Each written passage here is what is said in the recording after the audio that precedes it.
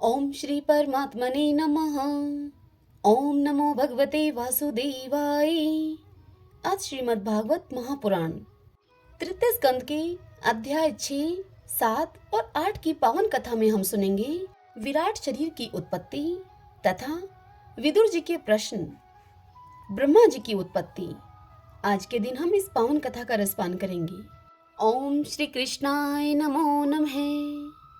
मैत्रेय जी ने विदुर जी से कहा, हे विदुर जी, सर्वशक्तिमान भगवान ने जब देखा कि आपस में संगठित न होने के कारण ये मेरी महत तत्व आदि शक्तियां विश्व रचना के कार्य में असमर्थ हो रही हैं, तब वे काल शक्ति को स्वीकार करके एक साथ ही महत तत्व, अहंकार, पंचभूत, पंच तन्मात्रा और मन सहित 11 इंद्रियां, इन 23 तत्वों के समुदाय में प्रविष्ट हो गए। उनमें प्रविष्ट होकर उन्होंने जीवों के सोए हुए अदृष्ट को जागृत किया और परस्पर विलग हुए उस तत्व समूह को अपनी क्रिया शक्ति के द्वारा आपस में मिला दिया। इस प्रकार जब भगवान ने अदृष्ट को कार्योन्मुख किया, तब उस 23 तत्वों के समूह ने भगवान की प्रेरणा से अपने अंशों के द्वारा अधिपुरुष विराट को उत्पन्न किया। अर्थात जब भगवान ने अंश रूप से अपने उस शरीर में प्रवेश किया, तब वह विश्व रचना करने वाला महत तत्व आदि का समुदाय एक दूसरे से मिलकर परिणाम को प्राप्त हुआ। यह तत्वों का परिणाम ही विराट पुरुष है, जिसमें चराचर जगत विद्यमान है। जल के भीतर जो अन्न रूप आश्रय स्थान था, उसमें वह हिरण्मय विराट पुरुष संपूर्ण जीवों को साथ लेकर 1000 दिव्य वर्षों तक रहा। वह विश्व रचना करने वाले तत्वों का गर्भ अर्थात कार्य था तथा ज्ञान, क्रिया और आत्म शक्ति से संपन्न था। इन शक्तियों से उसने स्वयं अपने कर्मशः 1 हृदय रूप, 10 प्राण रूप और 3 आध्यात्मिक, आदि दैविक, आदि भौतिक विभाग किए। यह विराट पुरुष ही प्रथम जीव होने के कारण समस्त जीवों का आत्मा, जीव रूप होने के कारण परमात्मा का अंश और प्रथम अभिव्यक्त होने के कारण भगवान आदि का आदि अवतार है। यह संपूर्ण भूत समुदाय इसी में प्रकाशित होता है। यह अध्यात्म, अधिभूत और आदि दैव रूप से 3 प्रकार का, प्राण रूप से 10 प्रकार का और हृदय रूप से 1 प्रकार का है। फिर विश्व की रचना करने वाले महत तत्व आदि के अधिपति श्री भगवान ने उनकी प्रार्थना को स्मरण करके उनकी वर्तियों को जगाने के लिए अपने चेतन रूप तेज से उस विराट पुरुष को प्रकाशित किया, उसे जगाया। उसकी जागृत होते ही देवताओं के लिए कितने स्थान प्रकट हुए, अब मैं यह बतलाता हूँ। सुनो।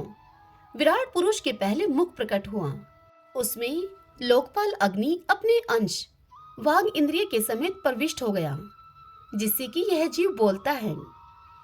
फिर विराट पुरुष के ताल उत्पन्न हुआ। उसमें लोकपाल वरुण अपने अंश रस इंद्रिय के सहित स्थित हुआ, जिससे कि जीव रस ग्रहण करता है। इसके पश्चात उस विराट पुरुष के नथुने प्रकट हुए।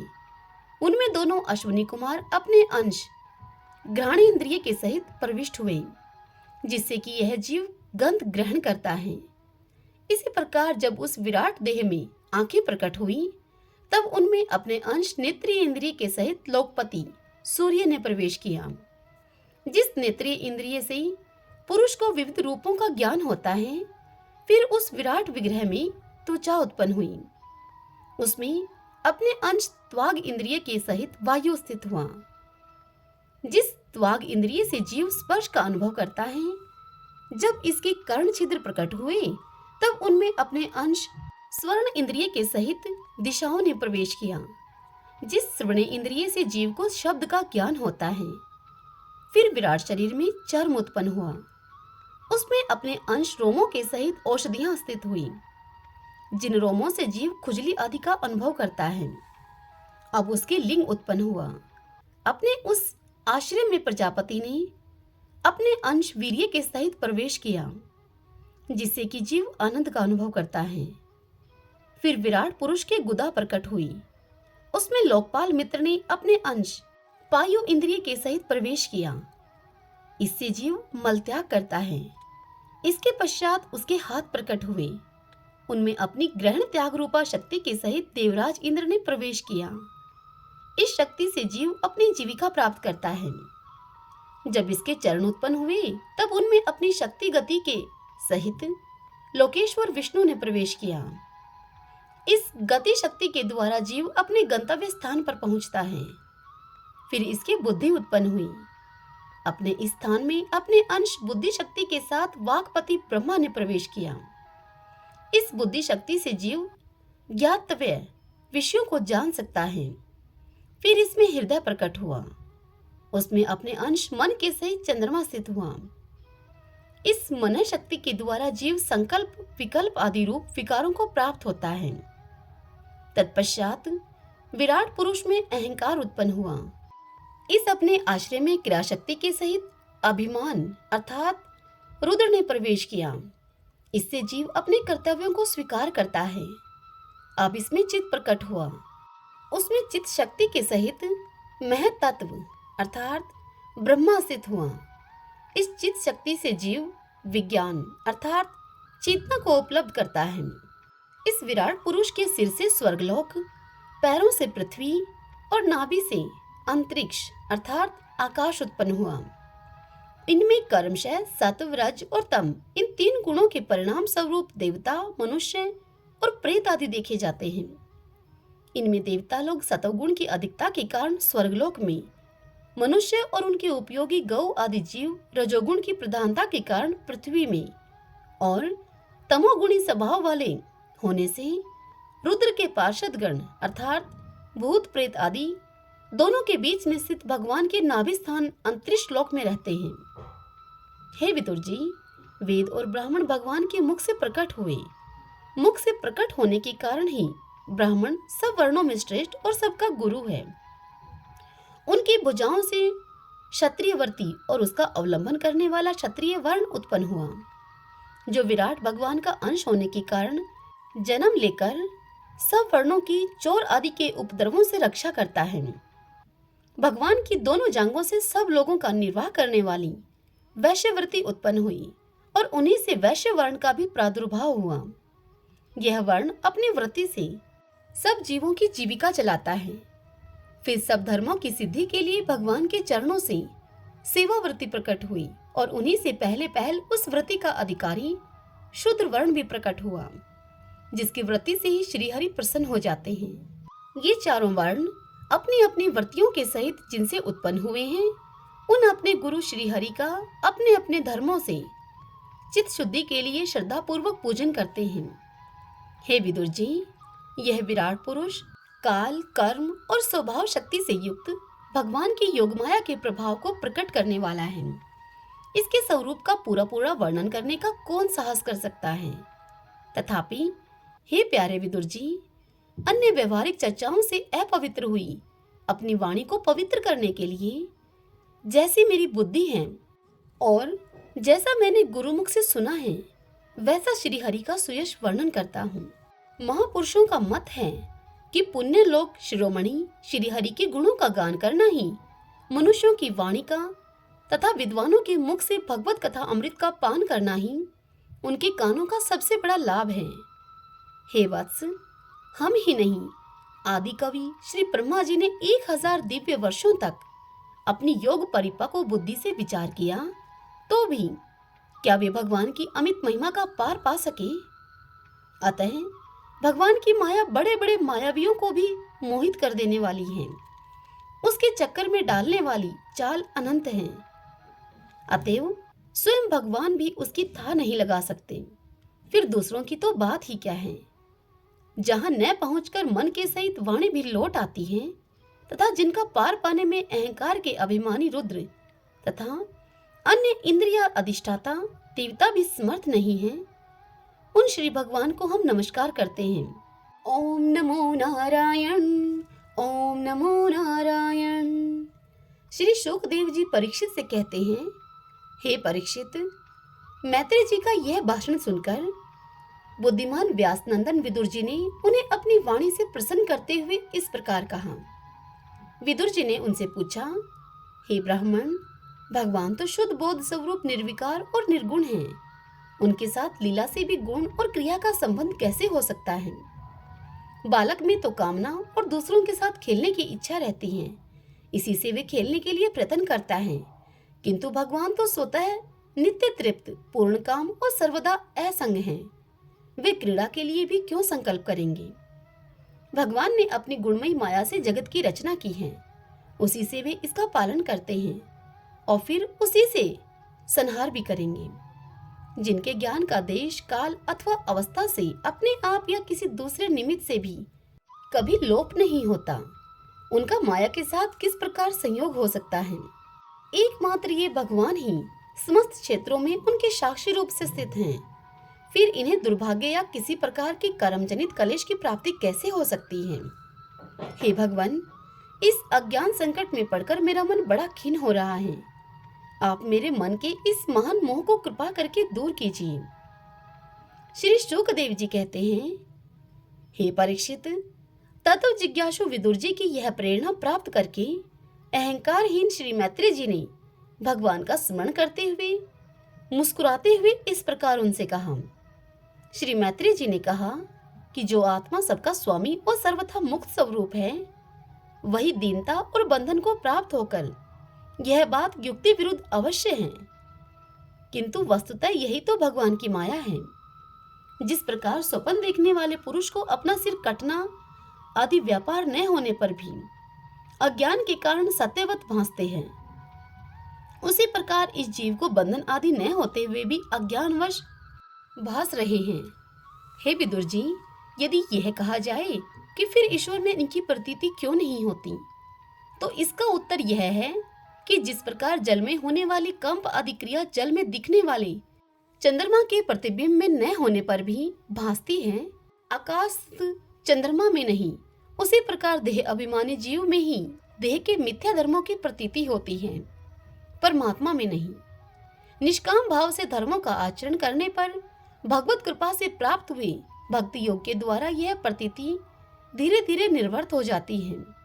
जिस समय समस्त इंद्रियां विषयों से हटकर साक्षी परमात्मा श्री हरि में निश्चल भाव से स्थित हो जाती हैं, उस समय गाढ़ निद्रा में सोए हुए मनुष्य के समान जीव के राग द्वेष आदि सारे कलेश सर्वथा नष्ट हो जाते हैं। श्री कृष्ण के गुणों का वर्णन एवं श्रवण अशेष दुख राशि को शांत कर देता है। फिर यदि हमारे हृदय में उनके चरण कमल की रज के सेवन का प्रेम जग पड़े, तब तो कहना ही क्या है। यह सुनकर विदुर जी ने कहा कि हे मैत्रेय जी, आपके युक्ति युक्त वचनों की तलवार से मेरे संदेह छिन्न भिन्न हो गए हैं। अब मेरा चित्त भगवान की स्वतंत्रता और जीव की स्वतंत्रता दोनों ही विषयों में खूब प्रवेश कर रहा है। हे विद्वान, आपने यह बात बहुत ठीक कही है कि जीव को कलेश आदि की प्रतीति हो रही है, उसका आधार केवल भगवान की माया ही है। वह कलेश मिथ्या एवं निर्मूल ही है, क्योंकि इस विश्व का मूल कारण ही माया के अतिरिक्त और कुछ नहीं है। इस संसार में दो ही प्रकार के लोग सुखी हैं, या तो जो अत्यंत मूढ़ अर्थात अज्ञानग्रस्त हैं, या फिर जो बुद्धि आदि से अतीत श्री भगवान को प्राप्त कर चुके हैं। बीच की श्रेणी के संशयापन लोग तो दुख ही दुख भोगते रहते हैं। हे भगवान, आपकी कृपा से मुझे यह निश्चय हो गया कि ये अनात्म पदार्थ वस्तुतः हैं नहीं, केवल प्रतीत ही होते हैं। अब मैं आपके चरणों की सेवा के प्रभाव से उस प्रतीति को भी हटा दूंगा। इन श्री चरणों की सेवा से नित्य सिद्ध भगवान श्री मधुसूदन के चरण कमलों में उत्कट प्रेम और आनंद की वृद्धि होती है, जो आवागमन की यंत्रणा का नाश कर देती है। महात्मा लोग भगवत प्राप्ति के साक्षात मार्ग ही होते हैं। उनके यहाँ सर्वदा देव देव श्रीहरि के गुणों का गान होता रहता है। अल्प पुण्य पुरुष को उनकी सेवा का अवसर मिलना अत्यंत कठिन है। हे भगवान, आपने कहा है कि सृष्टि के प्रारंभ में भगवान ने कर्मशः महदादि तत्व और उनके विकारों को रचकर फिर उनके अंशों से विराट को उत्पन्न किया और इसके पश्चात वे स्वयं उसमें प्रविष्ट हो गए। उन विराट के हजारों पैर, जांघें और बाहें हैं। उन्हीं को वेद आदि पुरुष कहते हैं। उन्हीं में ये सब लोक विस्तृत रूप से स्थित हैं। उन्हीं में इंद्रिय, विषय और इंद्रिय अभिमानी देवताओं के सहित 10 प्रकार के प्राणों का जो इंद्रिय बल, मनोबल और शारीरिक बल रूप से 3 प्रकार के हैं, आपने वर्णन किया है और उन्हीं से ब्राह्मण आदि वर्ण भी उत्पन्न हुए हैं। अब आप मुझे उनके ब्रह्मा आदि विभूतियों का वर्णन सुनाइए, जिनसे पुत्र, पौत्र, नाती और कुटुंबियों के सहित तरह तरह की प्रजा उत्पन्न हुई और उससे यह सारा ब्रह्मांड भर गया। वह विराट ब्रह्मा आदि प्रजापतियों का भी प्रभु है। उसने किन किन प्रजापतियों को उत्पन्न किया तथा सर्ग, अनुसर्ग और मनवंतरों के अधिपति मनुओं की भी किस प्रकार और किस कर्म से रचना की। हे मैत्रेय जी, उन मनुओं के वंश और वंशधर राजाओं के चरित्रों का पृथ्वी के ऊपर और नीचे के लोकों तथा भूरलोक के विस्तार और स्थिति का भी आप वर्णन कीजिए तथा यह भी बताइए कि तिर्यक मनुष्य, देवता, शरीसर्प अर्थात सर्प आदि रेंगने वाले जंतु और पक्षी तथा जरायुज, स्वेदज, अंडज और उद्भिज, ये 4 प्रकार के प्राणी किस प्रकार उत्पन्न हुए। श्री हरि ने सृष्टि करते समय जगत की उत्पत्ति, स्थिति और संहार के लिए अपने गुणावतार ब्रह्मा, विष्णु और महादेव रूप से जो कल्याणकारी लीलाएं की, उनका भी आप वर्णन कीजिए। हे मैत्रेय जी, वेश, आचरण और स्वभाव के अनुसार वर्णाश्रम का विभाग, ऋषियों के जन्म कर्म आदि, वेदों का विभाग, यज्ञों का विस्तार, योग का मार्ग, ज्ञान मार्ग और उसका साधन, सांख्य मार्ग तथा भगवान के कहे हुए नारद पांचरात्र आदि तंशास्त्र, विभिन्न पाखंड मार्गों के प्रचार से होने वाली विषमता, नीच वर्ण के पुरुष से उच्च वर्ण की स्त्री में होने वाली संतानों के प्रकार तथा भिन्न भिन्न गुण और कर्मों के कारण जीव की जैसी और जितनी गतियां होती हैं, वे सब हमें सुनाइए। हे ब्राह्मण, धर्म, अर्थ, काम और मोक्ष की प्राप्ति के परस्पर अविरोधी साधनों का, वाणिज्य, दंड नीति और शास्त्र श्रवण की विधियों का, श्राद्ध की विधि का, पितृगणों की सृष्टि का तथा काल चक्र में ग्रह, नक्षत्र और तारागणों की स्थिति का भी अलग अलग वर्णन कीजिए। दान, तप तथा इष्ट और पूर्त कर्मों का क्या फल है, प्रवास और आपत्ति के समय मनुष्यों का क्या धर्म होता है। हे निष्पाप मैत्रेय जी, धर्म के मूल कारण श्री जनार्दन भगवान किस आचरण से संतुष्ट होते हैं और किन पर अनुग्रह करते हैं, यह वर्णन कीजिए। हे द्विजवर, दीनवत्सल गुरुजन अपने अनुगत शिष्यों और पुत्रों को बिना पूछे भी उनके हित की बात बतला दिया करते हैं। हे भगवान, उन महदादि तत्वों का प्रलय कितने प्रकार का है तथा जब भगवान योग निद्रा में शयन करते हैं तब उनमें से कौन कौन तत्व उनकी सेवा करते हैं और कौन उनमें लीन हो जाते हैं। जीव का तत्व, परमेश्वर का स्वरूप, उपनिषद प्रतिपादित ज्ञान तथा गुरु और शिष्य का पारस्परिक प्रयोजन क्या है। पवित्र आत्मन विद्वानों ने उस ज्ञान की प्राप्ति के क्या क्या उपाय बतलाए हैं, क्योंकि मनुष्यों को ज्ञान, भक्ति अथवा वैराग्य की प्राप्ति अपने आप तो हो नहीं सकती। हे ब्राह्मण, माया मोह के कारण मेरी विचार दृष्टि नष्ट हो गई है। मैं अज्ञ हूँ, आप मेरे परम सुहृदय हैं।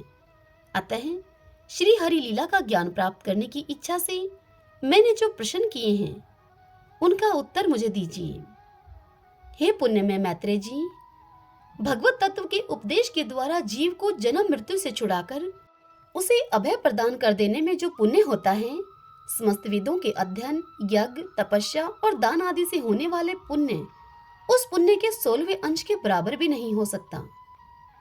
श्री शुकदेव जी परीक्षित से कहते हैं कि हे राजन, जब कुरुश्रेष्ठ विदुर जी ने मुनिवर मैत्रेय जी से इस प्रकार पुराण विषयक प्रश्न किए, तब भगवत चर्चा के लिए प्रेरित किए जाने के कारण वे बड़े प्रसन्न हुए और मुस्कुराकर उनसे कहने लगे, ओम नमो नारायण, ओम नमो नारायण। मैत्रेय जी ने विदुर जी से कहा, हे विदुर जी, आप भगवत भक्तों में प्रधान लोकपाल यमराज ही हैं।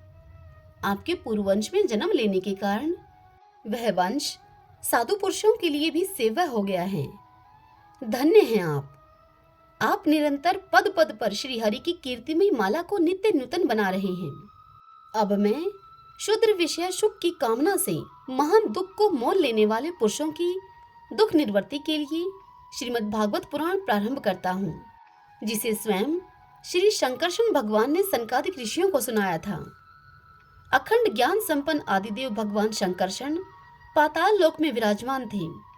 सनत कुमार आदि ऋषियों ने परम पुरुषोत्तम ब्रह्मा का तत्व जानने के लिए उनसे प्रश्न किया। उस समय शेष जी अपने आश्रय स्वरूप उन परमात्मा की मानसिक पूजा कर रहे थे, जिनका वेद वासुदेव के नाम से निरूपण करते हैं। उनके कमल कोश सरीखे नेत्र बंद थे। प्रश्न करने पर सनत कुमार आदि ज्ञानी जनों के आनंद के लिए उन्होंने अध खुले नेत्रों से देखा। सनत कुमार आदि ऋषियों ने मंदाकिनी के जल से भीगे अपने जटा समूह से उनके चरणों की चौकी के रूप में स्थित कमल का स्पर्श किया, जिसकी नागराज कुमारियां अभिलषित वर की प्राप्ति के लिए प्रेम पूर्वक अनेकों उपहार सामग्रियों से पूजा करती हैं। सनत कुमार आदि उनकी लीला के मर्मज्ञ हैं। उन्होंने बार बार प्रेम गदगद वाणी से उनकी लीला का गान किया। उस समय शेष भगवान के उठे हुए सहस्त्रों फन किरीट के सहस्त्र श्रेष्ठ मणियों की छिटकती हुई रश्मियों से जगमगा रहे थे। भगवान शंकरषण ने निर्वर्ती प्रायण सनत कुमार जी को यह भागवत सुनाया था, ऐसा प्रसिद्ध है। सनत कुमार जी ने फिर इसे परम व्रतशील सांख्यायन मुनि को उनके प्रश्न करने पर सुनाया। परमहंसों में प्रधान श्री सांख्यायन जी को जब भगवान की विभूतियों का वर्णन करने की इच्छा हुई, तब उन्होंने इसे अपने अनुगत शिष्य हमारे गुरु श्री पराशर जी को और बृहस्पति जी को सुनाया। इसके पश्चात परम दयालु पराशर जी ने पुलसत्य मुनि के कहने से वह आदि पुराण मुझसे कहा। हे वत्स, श्रद्धालु और सदा अनुगत देखकर अब वही पुराण मैं तुम्हें सुनाता हूँ। सृष्टि के पूर्व यह संपूर्ण विश्व जल में डूबा हुआ था। उस समय एकमात्र श्री नारायण देव शेष शैया पर पोढ़े हुए थे। वे अपनी ज्ञान शक्ति को अक्षुण्ण रखते हुए ही योग निद्रा का आश्रय लेकर अपने नेत्र मूंदे हुए थे। सृष्टि कर्म से अवकाश लेकर आत्मानंद में मगन थे। उनमें किसी भी क्रिया का उन्मेष नहीं था। जिस प्रकार अग्नि अपनी दाहिका आदि शक्तियों को छिपाए हुए काष्ठ में व्याप्त रहता है, उसी प्रकार श्री भगवान ने संपूर्ण प्राणियों के सूक्ष्म शरीरों को अपने शरीर में लीन करके अपने आधारभूत उस जल में शयन किया। उन्हें सृष्टि काल आने पर पुनः जगाने के लिए केवल काल शक्ति को जागृत रखा। इस प्रकार अपनी स्वरूप भूता चित शक्ति के साथ एक सहस्त्र चतुर्युग पर्यंत जल में शयन करने के अनंतर जब उन्हीं के द्वारा नियुक्त उनकी काल शक्ति ने उन्हें जीवों के कर्मों की प्रवृत्ति के लिए प्रेरित किया, तब उन्होंने अपने शरीर में लीन हुए अनंत लोक देखे। जिस समय भगवान की दृष्टि अपने में निहित लिंग शरीर आदि सूक्ष्म तत्व पर पड़ी, तब वह काल आश्रित रजोगुण से शुभित होकर सृष्टि रचना के निमित्त उनके नाभि देश से बाहर निकला। कर्म शक्ति को जागृत करने वाले काल के द्वारा विष्णु भगवान की नाभि से वह प्रकट हुआ। वह सूक्ष्म तत्व कमल कोश के रूप में सहसा ऊपर उठा और उसने सूर्य के समान अपने तेज से उस अपार जलराशि को देदीप्यमान कर दिया। संपूर्ण गुणों को प्रकाशित करने वाले उस सर्वलोकमय कमल में वे विष्णु भगवान ही अंतर्यामी रूप से प्रविष्ट हो गए। तब उसमें से बिना पढ़ाए ही स्वयं संपूर्ण वेदों को जानने वाले साक्षात वेद मूर्ति श्री ब्रह्मा जी प्रकट हुए, जिन्हें लोग स्वयंभू कहते हैं। उस कमल की कर्णिका अर्थात गद्दी में बैठे हुए ब्रह्मा जी को जब कोई लोक दिखाई नहीं दिया, तब वे आंखें फाड़कर आकाश में चारों ओर गर्दन घुमाकर देखने लगे। इससे उनके चारों दिशाओं में चार मुख हो गए। उस समय प्रलयकालीन पवन के थपेड़ों से उछलती हुई जल की तरंग मालाओं के कारण उस जलराशि से ऊपर उठे हुए कमल पर विराजमान आदिदेव ब्रह्मा जी को अपना तथा उस लोक तत्व रूप कमल का कुछ भी रहस्य न जान पड़ा। वे सोचने लगे कि इस कमल की कर्णिका पर बैठा हुआ मैं कौन हूँ। यह कमल भी बिना किसी अन्य आधार के जल में कहाँ से उत्पन्न हो गया।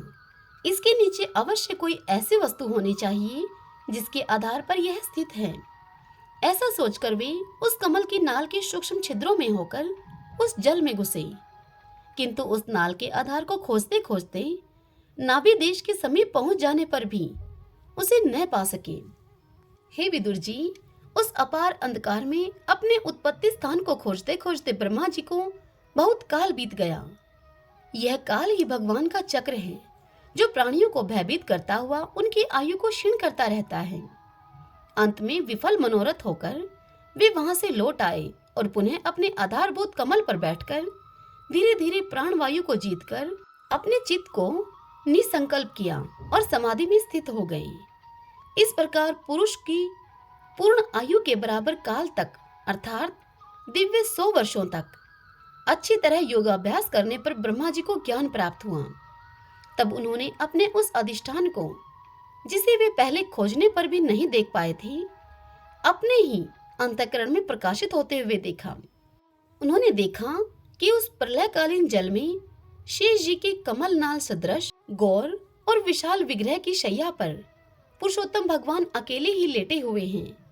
शेष जी के 10,000 फन छत्र के समान फैले हुए हैं। उनके मस्तकों पर किरीट शोभायमान हैं। उनमें जो मणियां जड़ी हुई हैं, उनकी कांति से चारों ओर का अंधकार दूर हो गया है। वे अपने श्याम शरीर की आभा से मरकत मणि के पर्वत की शोभा को लज्जित कर रहे हैं। उनकी कमर का पीत पट पर्वत के प्रांत देश में छाए हुए सायंकाल के पीले पीले चमकीले मेघों की आभा को मलिन कर रहा है। सिर पर सुशोभित स्वर्ण मुकुट स्वर्णमय शिखरों का मान मर्दन कर रहा है। उनकी वनमाला पर्वत के रत्न, जल प्रपात, औषधि और पुष्पों की शोभा को परास्त कर रही है तथा उनके भुजदंड वेणुदंड का और चारण वृक्षों का तिरस्कार करते हैं।